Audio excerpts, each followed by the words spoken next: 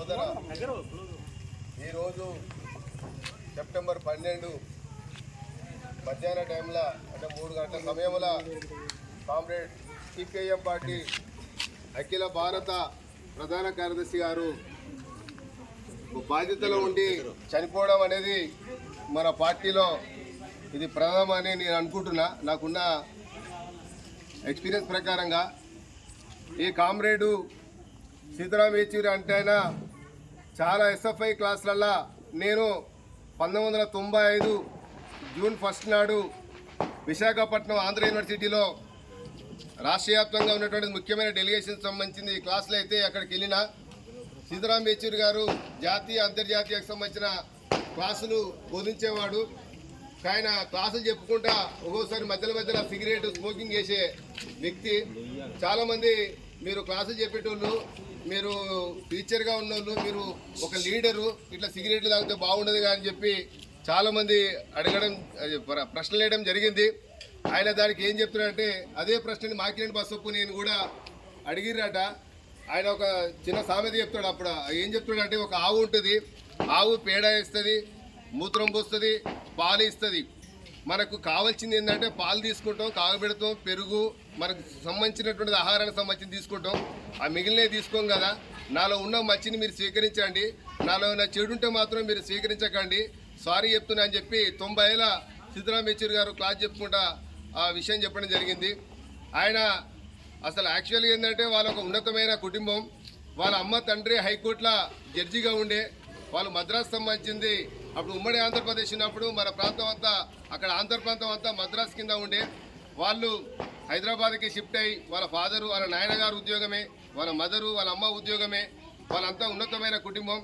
మన 96లో చంద్రబాబు నాయుడు ముఖ్యమంత్రిగా ఉన్నప్పుడు మన ప్రభుత్వ ప్రధాన కార్యదర్శి మోహన్ కందా గారు సొంతం వీళ్ళ మీనబానే, కాశ్మీర్ గవర్నర్గా కృష్ణకాంత్ అని ఆ వ్యక్తి కూడా వీళ్ళ మీనబానే. వీళ్ళు చాలా ఉన్నతమైన కుటుంబం. కానీ ఉద్యమం కోసం ఇక్కడ తెలంగాణ ఉద్యమం జరుగుతుందని చెప్పి 1969లో ఢిల్లీకి వెళ్ళడం జరిగింది. అక్కడ ఢిల్లీలో కూడా ఎంఏ ఎకనామిక్స్ అర్థశాస్త్రం, అది అర్థశాస్త్రం మీద ఆయనకు ఎందుకు ఆలోచన వచ్చిందో కానీ ఆయన అర్థశాస్త్రంలో చదివిండు. అక్కడ ఎంఏ గోల్డ్ మెడల్ కూడా జేఎన్యూ యూనివర్సిటీలో సాధించడం జరిగింది. పిహెచ్డి చేస్తున్న సందర్భంలోనే ఎమర్జెన్సీ విధించడం జరిగింది. ఆ పిహెచ్డిని కంప్లీట్ చేసుకోలేక అజ్ఞాతంలోకి వెళ్ళిపోవడం జరిగింది. అప్పుడు ఎస్ఎఫ్ఐ ఎలక్షన్లు జేఎన్యూలో జరిగితే ఆయన భారీ మెజార్టీతోటి జేఎన్యూ యూనివర్సిటీలో గెలవడం జరిగింది. దాంతో పార్టీలకు ఆకర్షితులై ఆయన 78 ఆల్ ఇండియా జాయింట్ సెక్రటరీగా ఎన్నిక. ఎస్ఎఫ్ఐ మొట్టమొదటి భారతదేశంలో మొట్టమొదటిసారి తెలుగువారిగా ఒక అఖిల భారత ప్రధాన కార్యదర్శిగా అధ్యక్షులుగా పనిచేసినటువంటిది ఘనత సీతారాం యేచూరికి దక్కింది. అదేవిధంగా ఆయన 85లో పార్టీ కేంద్ర కమిటీ సభ్యుడై, తర్వాత 99లో ఆయన పొలిట్ బ్యూరో సభ్యుడై 2015-18 సంబంధించింది. మొన్న రీసెంట్లీ ఆయన ఆల్ ఇండియా సెక్రటరీగా ఎన్నుకోవడం జరిగింది. మన భారతదేశంలో అఖిల భారత పార్టీకి ప్రధాన కార్యదర్శి కామ్రేడ్ సుందర్ రామరెడ్డి గారు, పుచ్చలపల్లి సుందరయ్య గారు ఆల్ ఇండియా సెక్రటరీ చేస్తే, రెండో సెక్రటరీ ఎవరంటే సీతారాం యేచూరి గారు మన తెలుగు ప్రాంతం నుంచి అఖిల భారత ప్రధాన కార్యదర్శిగా చేయడం జరిగింది. ఆయన ప్రపంచ కమ్యూనిస్టు దేశాలకు అడ్వైజర్గా ఉన్నాడు.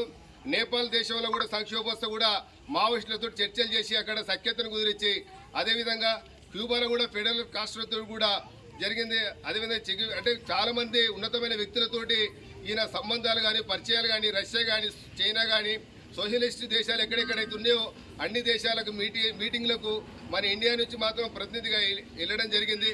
గొప్ప మేధావి, బహుభాష పండితుడు, అర్థశాస్త్రంలో దిట్ట. ఆ యూపీఏకి సంబంధించిన కార్యక్రమాన్ని కూడా ఏమేమి కార్యక్రమం చేయాలని చెప్పి కాంగ్రెస్ సిపిఎం పార్టీ అలయన్స్ ఉన్నప్పుడు కూడా ఉమ్మడి కార్యక్రమం సంబంధించి కూడా ఒక రూపొందించడం జరిగింది. మంచి మేధావిని భారతదేశం అనేది కోల్పోవడం జరిగింది.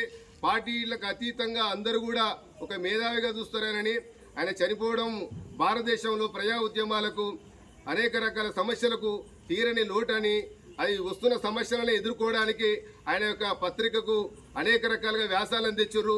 ఇవాళ జర్నలిస్ట్ వ్యవస్థ కూడా చాలామంది ఇలా కన్నీరు పెడతారు. ఇంత మంచి మేధావిని కోల్పోవడం జరిగింది, మాకు అనేక విషయాల మీద అవగాహన కానీ చెప్పడం కానీ జరిగిందని చెప్పి మీడియా సంస్థలు కూడా చాలామంది నివారణ అర్పించారు. ఏ కామ్రేడు ఏ ఆశయం కోసం అయితే మన తెలంగాణ ప్రాంతం కాకినాడ నుంచి హైదరాబాద్కు వచ్చిండు, హైదరాబాద్ నుంచి ఢిల్లీకి పోయిండు, ఢిల్లీలో ఆయన మరణం జరిగింది. ఆయన యొక్క శరీరాన్ని కూడా ఆయన శవాన్ని కూడా ఒక ఎయిమ్స్ హాస్పిటల్కి డొనేట్ చేస్తా ఉన్నారు.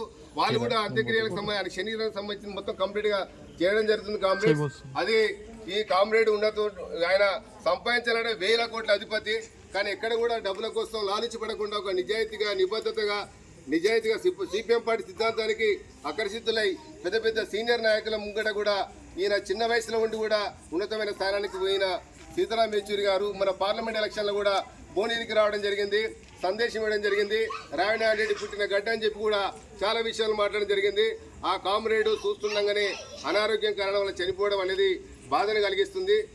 ఈ కామ్రేడ్కు మనస్ఫూర్తిగా మనం అనాయిపురం గ్రామ శాఖ నుంచి నివాళులు అర్పిస్తూ ఈ అవకాశం ఇచ్చిన మీ అందరికీ ధన్యవాదాలు తెలియజేస్తూ ముగిస్తున్నాను.